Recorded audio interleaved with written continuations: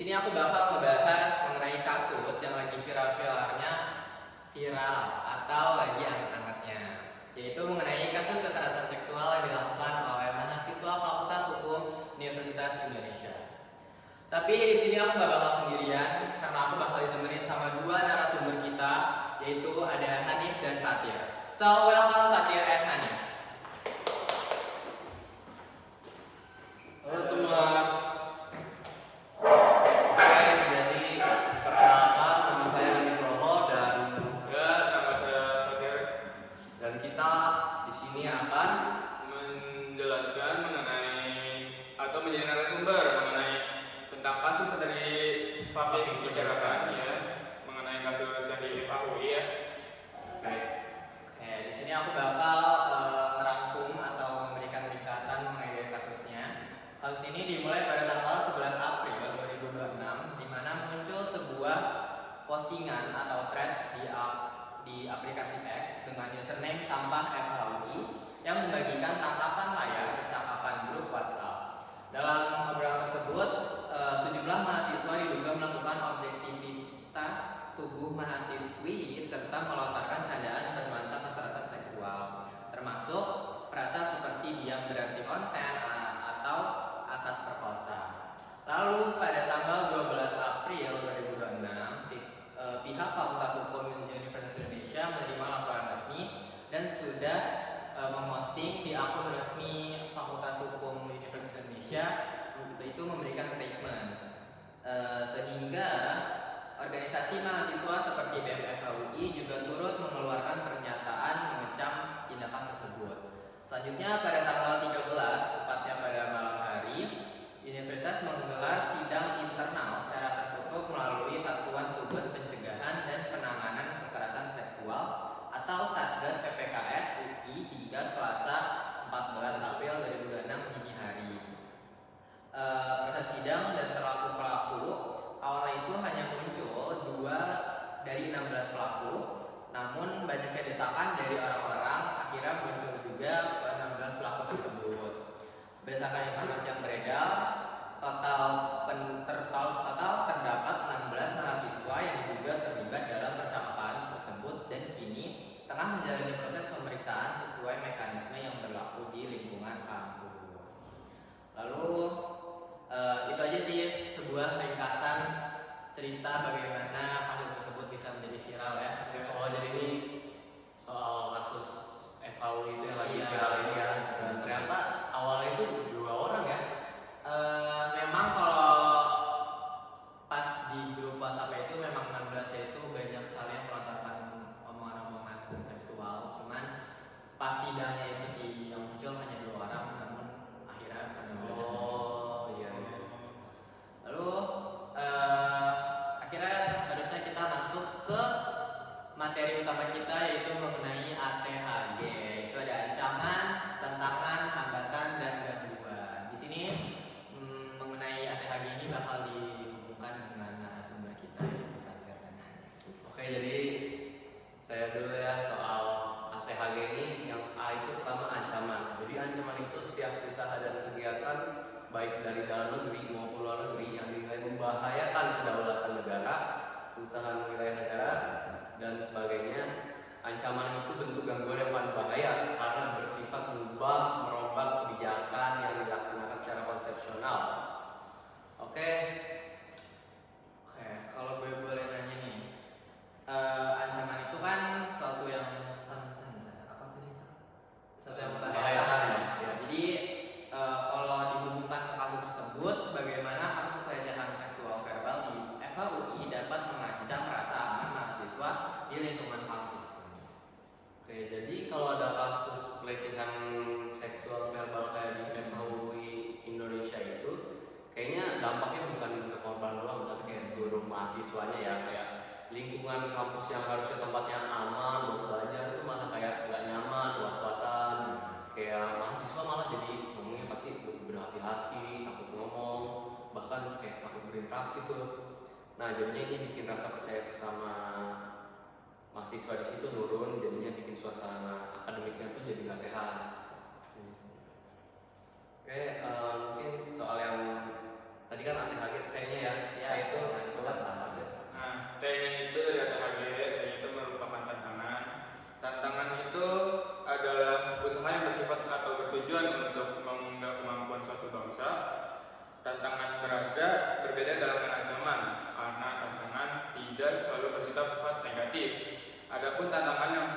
positif atau motivasi dan pendorong bagi bangsa untuk menjadi lebih baik. Tantangan menuntut bangsa Indonesia untuk meningkatkan kualitas dan kemampuannya agar mampu bersaing di dunia manapun. Nah, itu tantangannya.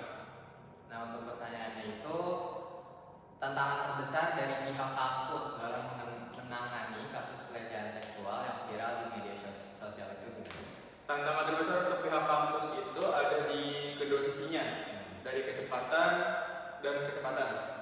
Dikarenakan sekarang kan era media sosial ya, itu tuh kasus seperti ini tuh bisa viral sebelum keluar fakta yang lebih lengkap. Nah, kampus dianggap diam,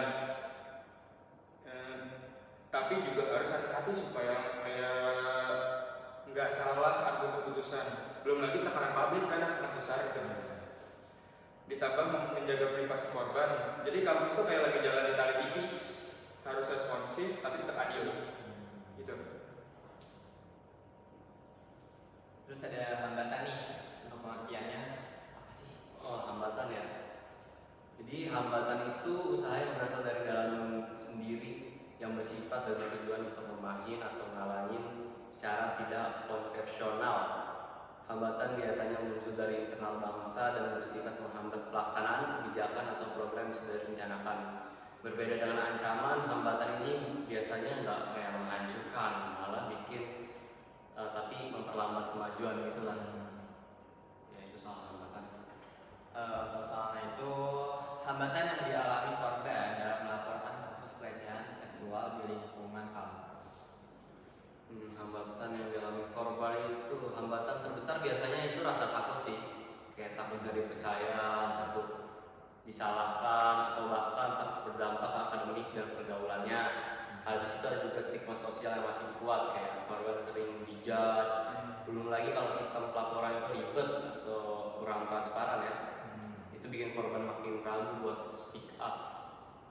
Jadi bukan karena korban gak mau lapor, tapi karena situasinya emang gak selalu mendukung. Dan yang terakhir dari ATHG itu adanya gangguan. Nah ya, gangguan itu adalah usaha yang berasal dari luar yang bersifat dan bertujuan untuk melemahkan atau menghalangi secara tidak konsepsional. Gangguan ini mirip dengan hambatan dalam hal sifatnya yang tidak mendasar, tetapi perbedaannya terletak pada sumber asalnya yaitu yang dari luar. Gangguan bisa datang dari negara lain, organisasi internasional, atau aktor non-negara. Untuk pertanyaannya, bagaimana kasus FHUI dapat mengganggu kondisi psikologis mahasiswa dan citra kampus? Gangguan mempengaruhi FHUI dalam kondisi psikologis mahasiswa dan citra kampus. Dari sisi psikologi sih, kasus kayak gini bisa bikin mahasiswa merasa cemas, nggak nyaman, bahkan kehilangan rasa aman di tempat yang seharusnya jadi rumah kedua. Buat korban, dampaknya bisa lebih dalam lagi, mengalami trauma, stres, sampai gangguan kepercayaan diri. Kalau dari sisi kampus, jelas citranya kena, apalagi kampus besar UI ya kan, yang dikenal prestisius. Kasus seperti ini bisa bikin kepercayaan publik menurun. Orang jadi mempertanyakan, apakah kampus itu benar-benar bagus melindungi mahasiswanya?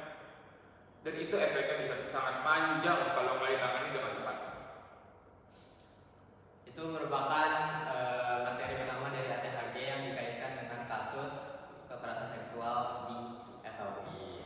Nah, untuk section terakhir nih, yaitu adanya solusi atau pandangan lah dari kalian sebagai narasumber mengenai kasus tersebut apa sih? Mulai dari siapa dulu nih? Bebas dari siapa? Boleh. Solusi untuk kasus kayak gini ya. Kalau untuk saya sih solusinya sebenarnya seperti yang sekarang dibawa ke bagian hukum untuk apa ya sebutannya? Untuk ditindaklanjuti dengan serius oleh hukum negara. Biarkan 16 orang itu kena hukuman dari hukum negara agar mungkin bisa merenungkan diri di bagian situ lah. Benar sih. Ya Ya untuk solusi dari saya sih bener sih kayak Fatir itu untuk ngasih ya hukuman untuk mereka ya, karena mereka itu melakukan tindakan yang di luar dari posisi mereka. Mereka itu sebagai fakultas hukum ya, yang dimana keadilan itu dijunjung dengan tinggi, dan bahkan mereka tuh di kampus yang sangat besar yaitu UI. Ya itu sangat tidak sesuai sih untuk mereka ya, untuk tindakan dan kelakuan mereka. Ya itu aja sih solusi dari kami. Oke, mungkin itulah materi ATHG kita. Cuman di sini aku akan merangkum sedikit, yaitu mulai dari ancaman, ada tantangan, terus ada hambatan dan juga gangguan. Itu sangat berpengaruh terhadap suatu kasus. Seperti contohnya kasus tadi yang kita bahas, yaitu kasus kekerasan seksual di FHUI. Sehingga tadi juga dijelaskan juga ya soal-soal dan penjelasan dari ATHG-nya sendiri. Mungkin itu saja yang bisa kita sampaikan atau obrolan singkat mengenai kasus tersebut. Sekian dari kami. Wassalamualaikum warahmatullahi wabarakatuh.